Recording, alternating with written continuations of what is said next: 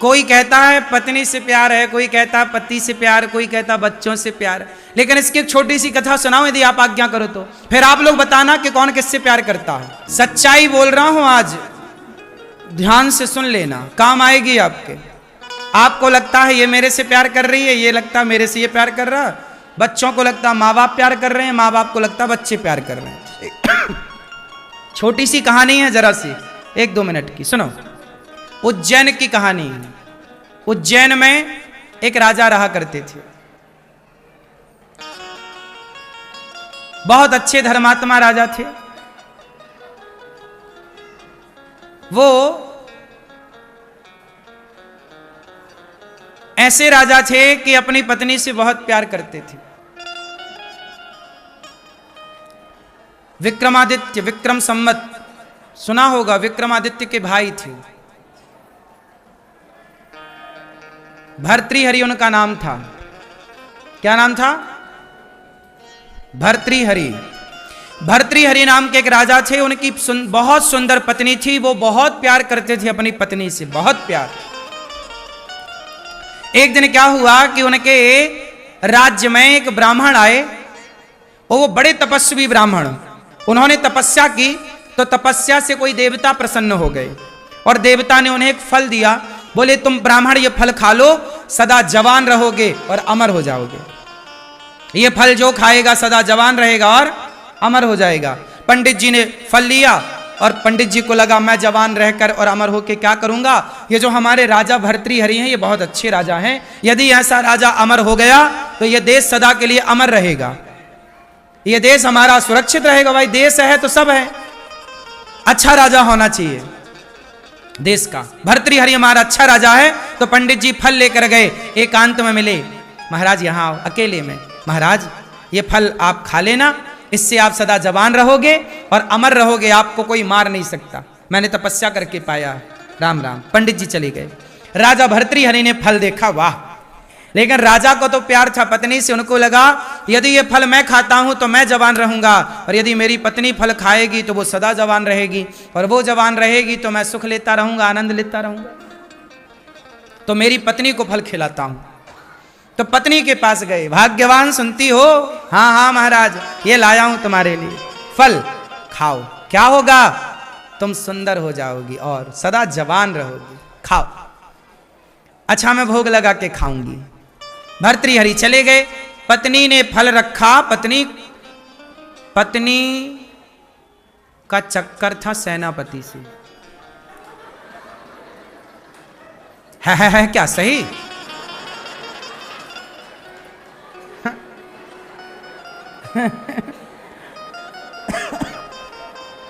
रानी का चक्कर किससे था? सेनापति को बुलाया चुपके से, आओ आओ जल्दी आओ, पीछे के रास्ते, यहां बुलाया। बोले ये फल खाओ। बोले ये फल खा लो। क्यों? बोले ये फल खाओगे तो तुम सदा जवान रहोगे, और जवान रहोगे तो मुझे सुख मिलता रहेगा। राजा प्रेम करते हैं अपनी पत्नी से, और राजा की पत्नी रानी प्रेम करती है सेनापति से। राजा चाहता है मेरी पत्नी जवान रहे, और पत्नी रानी चाहती है कि सेनापति मेरा इससे चक्कर है ये जवान रहे, ये फल तुम खाओ। सेनापति फल लिया। बोले मैं खाऊंगा, यहां नहीं, अकेले में खाऊंगा, कोई देख ना ले। रानी गले लगाती है सेनापति को, फल देती है, और चला सेनापति।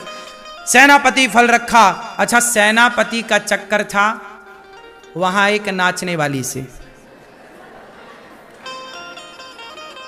ये बिल्कुल सत्य कहानी बोल रहा हूं, लिखी है ये इतिहास के पन्नों में ये दर्ज है, मनगढ़ंत बात नहीं है। वैराग्य शतक और श्रृंगार शतक लिखा है भर्तृहरि ने बाद में, पहले श्रृंगार लिखा फिर वैराग्य बाद में। तो भर्तृहरि के अब यहां सेनापति का चक्कर किससे था? एक नर्तकी से, नाचने वाली नर्तकी को बुलाया। ओहो बहुत सुंदर दिख रही हो, ये फल खाओ तुम सदा जवान रहोगी। मैया तुम कहां फोन लगा ली? हाँ? ये प्रसंग चल रहा है, बिना फोन लगाना कहीं।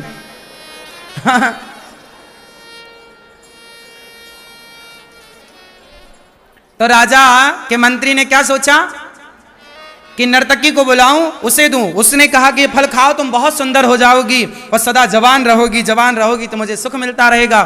अब नर्तकी ने, नाचने वाली नर्तकी ने वो फल लिया और नर्तकी ने सोचा कि मैं तो नाचने वाली हूं, मैं जवान होकर, मैं सुंदर होकर करूंगी क्या, और जुंदर हो गई और जवान हुई तो और नाचना पड़ेगा सारी, अभी तो मर जाऊंगी, फिर तो नाचती रहूंगी सारी जिंदगी, मरूंगी नहीं, तो मैं क्या करूंगी।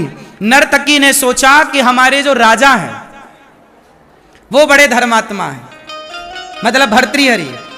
मैं जिस राजा के राज्य में नाचती हूं, हमारे राजा बहुत सुंदर हैं, बहुत योग्य हैं, बहुत अच्छे हैं। मैं अपने राजा को ये फल देती हूं ताकि मेरा राजा अमर हो और मेरे राज्य की सीमा, मेरा राज्य सुखी रहे, जनता जनार्दन सुखी रहे। वो नर्तकी गई, महाराज की जय हो। हाँ नर्तकी बताओ, महाराज मैं आपसे मिलना चाहती हूँ। हाँ हाँ मिलो, आओ। फल निकाला, महाराज ये फल, अब तो राजा ये फल, बोले महाराज ये फल जो खाएगा सदा जवान रहेगा, सदा अमर हो जाएगा सदा के लिए। राजा बोले सो तो ठीक है, पर ये बता तेरे पास कहां से आया। अब देखो नर्तकी ने कहा महाराज मैं सेनापति से बड़ा प्यार करती हूं, मेरे सेनापति ने मुझे दिया। सेनापति को बुलाया, सेनापति ये फल तेरे पास कहां से आया। महाराज अपराध क्षमा करो, ओ रानी जी हमसे बहुत प्यार करती हैं। अब फल कहां से आया राजा को पता चल गया कि रानी को तो हमने ही दिया था। उस राजा को वैराग्य हो गया, तुरंत उसने घर का परित्याग कर दिया कि मैंने जिस स्त्री से प्रेम किया उस स्त्री को तो किसी और से प्रेम था, उस स्त्री ने जिससे प्रेम किया उसे तो किसी और से प्रेम था, उसने जिससे प्रेम किया उसे तो किसी और से प्रेम था। ऐसे ही है संसार का चक्र। आपको लगता है कि आप पति से बहुत प्रेम करती हो, आपका पति आपसे बहुत प्रेम करता है, नहीं। सच्चाई ये है, हमें लगता है कि हम आपसे प्रेम करते हैं पर आप किसी और से प्रेम करते हैं, वो किसी और से प्रेम करता है। सारी जिंदगी हम इस गलतफहमी में जीते हैं कि ये व्यक्ति हमसे प्रेम करता है। हर व्यक्ति अपने स्वार्थ को रखकर प्रेम करता है। आपसे स्वार्थ है तो प्रेम है, आपसे स्वार्थ नहीं है प्रेम नहीं है। यही जीवन की सच्चाई है। कोई किसी से प्रेम नहीं कर रहा है, लग रहा है कि ये बहुत प्रेम कर रहा है, इसलिए कहता हूं प्रेम करना ही है तो जगत से नहीं जगन्नाथ से प्रेम कर लो, भगवान से प्रेम करो। स्त्री के साथ रहो, पुरुष के साथ रहो। मैया ये बात आज भी तो समाज में देखी जा रही है ना, कई पत्नियां अपने पति से छिपकर यारी कर रही हैं कि नहीं दूसरे से, और कई पुरुष अपनी पत्नियों से छिप कर दूसरे को कर रहे हैं कि नहीं। पत्नी को लग रहा है कि मेरा है पर वो तो किसी और के चक्कर में है। सब जगह अब यही खेल चल रहा साहब। इसलिए इस गलतफहमी में बिल्कुल ना रहो कि आप जिससे प्यार करते हैं वो आपका है या आपकी है। कोई किसी को नहीं जान रहा है कोई किसी के मन की जान ही नहीं सकता, इसलिए हमें किसी के मन की जानना भी नहीं है। और हम आपसे ये भी नहीं कहते कि आप हमसे ही प्यार करो, नहीं, हमें आपसे अब कोई उम्मीद नहीं है कि आप हमसे प्यार करें। अब हमने अपना मन आपसे हटाकर भगवान के चरणों में लगा रखा है। संसार धोखा दे सकता है, भगवान कभी धोखा नहीं दे सकते। प्यार ही करना है तो संसार से क्यों करें, करके भी क्या पाएंगे, भगवान से करें। सही है। ये पूरी कथा का निष्कर्ष ये निकला कि हम प्रेम भगवान से करें, चाहे स्त्री हो पुरुष हो। तुम बेटे से प्यार करती हो, कल को बेटे की पत्नी आएगी, बेटा अपनी पत्नी से प्यार करने लग जाएगा। तुम्हें लगता बेटा हमसे प्यार करता, नहीं, अब वो पत्नी की तरफ है। तुम अकेली ही रहोगी सारी जिंदगी, तुम्हें कोई प्यार करने वाला नहीं है। लोग कहते हैं हमसे कोई प्यार नहीं करता, क्यों करेगा कोई प्यार आपसे। ये बात सच्ची है। आप मानो ना मानो, पर आपसे, आप जितने लोग यहां बैठे हैं, आप लोगों से कोई प्यार नहीं करता, हम सबसे कोई प्यार नहीं करता। आपसे जो लोग प्यार करते हैं वो केवल अपने स्वार्थ की सिद्धि के लिए कर रहे हैं, वरना आपसे उनका क्या लेना देना है। कोई किसी पुरुष कर रहा है प्यार, वो आपसे नहीं कर रहा, आपसे उसे सुख मिलता है, इसलिए वो आपसे प्यार का अभिनय करता है। पत्नी को भी पति से गृहस्थी चलाने का एक सहारा मिलता है, बच्चों के लालन पालन का एक सहारा मिलता है, एक दूसरे के पूरक से हैं, पत्नी का पूरक पति, पति की पूरक, तो सबका एक स्वार्थ। अच्छा ये बताओ, पत्नी भी अपने पति से एक स्वार्थ से अटैच रहती है कि नहीं? बोलो, भले बारीक स्वार्थ हो, सूक्ष्म स्वार्थ, पर है ना कि नहीं? पत्नी का भी एक अपना स्वार्थ है पति से। जो पति कमाता है, गिफ्ट लाता है, उसे आप ज्यादा अच्छा पति मानती हैं। जो नहीं कमाता, उनकी पत्नियां बिल्कुल, देख लो उनका व्यवहार पति के प्रति कैसा है। तो व्यक्ति ऐसे ही है कि आपका स्वार्थ सिद्ध हो तो सब अच्छा है, और आपका स्वार्थ सिद्ध ना हो तो, इसलिए संसार के चक्कर में ना पड़ो, समय ना गवाओ। अंत में जैसे भर्तृहरि को उनकी पत्नी ने धोखा दिया, पत्नी मतलब संसार, ऐसे ये संसार एक दिन आपको धोखा देने के लिए तैयार है। राजा की रानी ने राजा को धोखा दिया, तो रानी को सेनापति ने धोखा दिया। पुरुष को स्त्री ने धोखा दिया, तो स्त्री को पुरुष ने धोखा दिया। संसार में सब धोखेबाज हैं, सब आई लव यू कह कह के धोखा दे रहे हैं। बोलो हाँ कि ना? क्यों भैया, आपने आई लव यू किसी को बोला? सही बताओ, बोला तो होगा, पर आपका आई लव यू झूठा ही था। सबके आई लव यू झूठे होते हैं, तुम कितना भी आई लव यू 2 और 10 और 100, सबके झूठे हैं, सही है। इसलिए आई लव यू कहना है तो भगवान श्रीमन नारायण से, जगन्नाथ से, राम जी से आई लव यू कहो, प्रभु हम आपसे प्यार करें, और किसी से प्यार होए ना हमारा, हम चाहें भी तो हमारा मन किसी में ना लगे, आप में लगा रहे। संसार के साथ रहो, पत्नी पति के साथ बिंदास खुश रहो, अच्छे व्यवहार करो, पत्नी के साथ खुश रखो उसे, व्यवहार अच्छा हो, पर आई लव यू केवल भगवान से हो, सही है। क्योंकि मान लो इस बात को, कोई आपका नहीं है, कोई आपसे प्यार क्यों करेगा?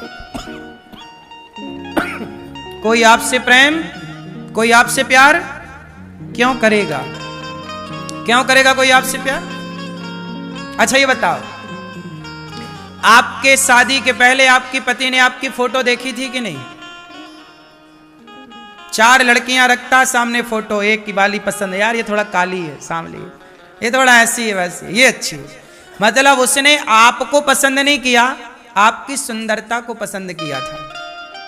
बोलो हाँ, आपने भी कोई लड़का पसंद थोड़ी किया था पति, अरे अच्छा पैसे वाला है, सुंदर है, आपने भी तो पैसे पसंद किए थे, काम धाम करता है, करने वाले को पसंद किया था। आपने लड़की पसंद की, उसमें सुंदरता थी, अरे बहुत पसंद आई, लेकिन वो सुंदरता उस लड़की में सदा ना रहेगी। जब तक सुंदरता रहेगी तब तक वो आपको प्रिय लगेगी, पर एक टाइम बाद सुंदरता तो सबकी चली जाती है।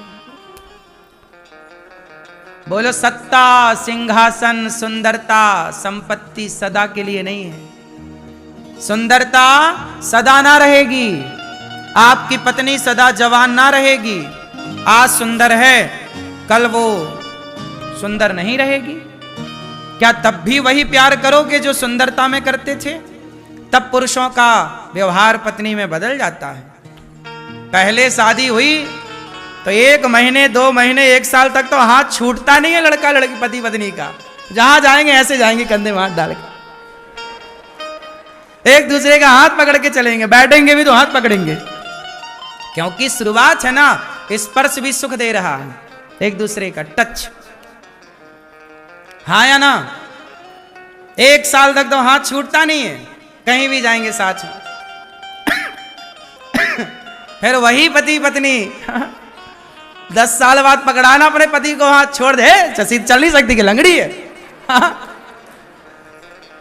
चल, ये सब समय रहते खुमार चढ़ता है और समय के साथ ये सब खुमारी उतर जाती है। ये सब भैया चमड़ी की ललक थी, ये सब चमड़ी का अटैचमेंट था, प्यार थोड़ी था तुमसे, वो तो चमड़ी की भूख थी। तब वासनाएं ज्यादा थी तो अटैचमेंट ज्यादा था।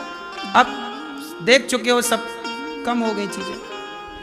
अब तुम्हारी हिम्मत भी खत्म हो चुकी है, बूढ़ा भी हो गया शरीर। इसलिए समय के साथ सब, इसलिए फिर भी कहता हूं कि रहो साथ में, एक दूसरे के काम आओ बुढ़ापे तक, लेकिन ये मान के चलो कि ये सब अपना नहीं है। मेरे तो गिरधर गोपाल दूसरो ना कोई, यही सत्य है।